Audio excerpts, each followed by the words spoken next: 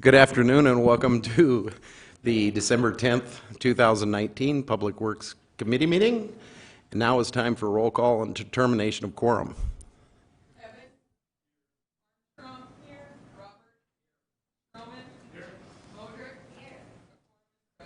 Thank you very much. And now for the adoption of the agenda.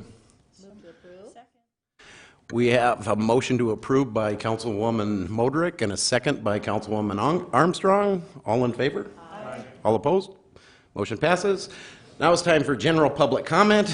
Time for members of the public to discuss or express any concerns to the committee on any issue, not limited to items on the agenda.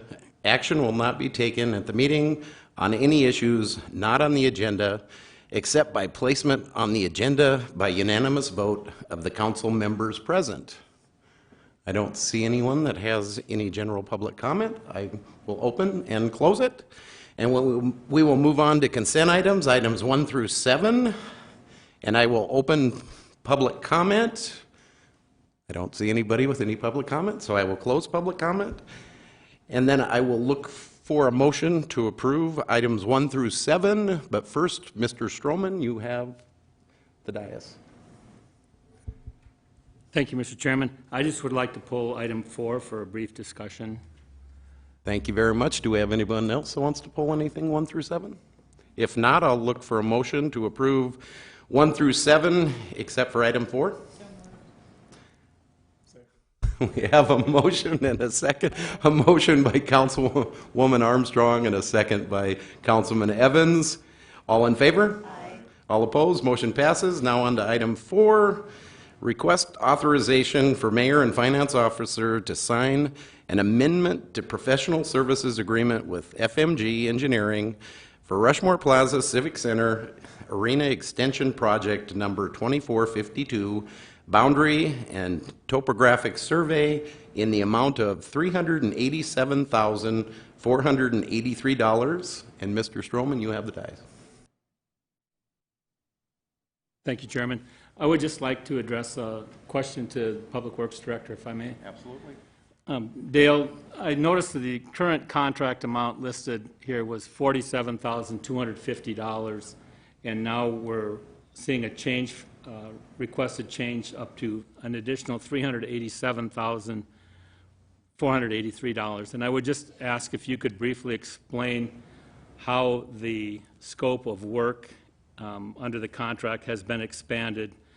The original contract looked like it was for a survey and some geotech testing, and now the contract calls for construction testing that will take place over the entire course of construction. Yeah, that's an excellent question. Through the process of selecting both a design professional as well as the construction team for the Rushmore Plaza Civic Center, FMG was selected along with our design professionals to do the design on this team or on this project. You accurately portrayed the topographic survey was the original contract that we had, and that was one of the very first steps in the design of the new Civic Center Arena. Is local consultant did all the design boundary work to make sure that we had all the existing information to proceed with an actual design of the Civic Center. Over the course of the last 18 months or so, we've been, our design architect has done the design on the Civic Center. Now it's time to start building it. We have to have assurances then that the contractor, all the testing of the materials and the individual pieces of what is being built is tested, is passed, is accepted, meets codes, meets standards, is going to last through its design life. So that's the purpose of this amendment of this contract, is to have this FMG Incorporated that does this type of work do this testing throughout the construction phase of the project. So it's a budgeted line item in the whole project, so that's no surprise. This is planned all along. So excellent question, and certainly we've got a strong local firm that can do the work. Thank you. Councilwoman Modrick, you have the floor. Thank you, Mr. Chair. May I also ask, Mr. Tech? So Dale, it was a nice attachment here where it showed all the estimated fees and a breakdown, which is really cool when you can see the breakdown of it on the final page. giving the estimated total. So with that question on the estimated total, it still is open-ended. Should this not to exceed, or are we needing to leave this open? No, the way the contracts are typically written are hourly not to exceed, so this will be a limiting factor.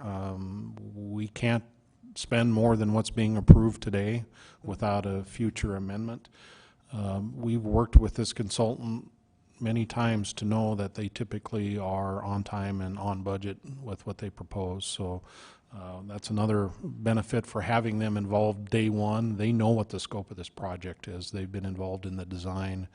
I believe this estimate that they've given for these tasks is correct, and they will come in on budget. It does make a statement on their letterhead that the fees listed below may not cover the strictest interpretations of the current version. So just to make sure, it sounds like with our motion, we should make it not to exceed at this point on that estimated total. Well, the original contract is a not-to-exceed contract, and we're amending that contract and not changing that term, so we're in good shape. And is this also being overseen by our project manager? Our owner's rep, Tegra Incorporated, will also be part of the management of this contract as well as the others involved with the Civic Center Arena. Very good. Thank you for those. You're welcome. Thank you, Mr. Chair. Thank you. No one else in the queue? Motion to approve? We have a motion to approve Second. and a second. We have a motion to approve by Councilwoman Armstrong and a second by Councilman Stroman. All in favor? Aye. All opposed? Motion passes. We have a motion to adjourn? And a second by Councilwoman Armstrong and Councilman Stromer again. All in favor? All opposed? Thank you very much.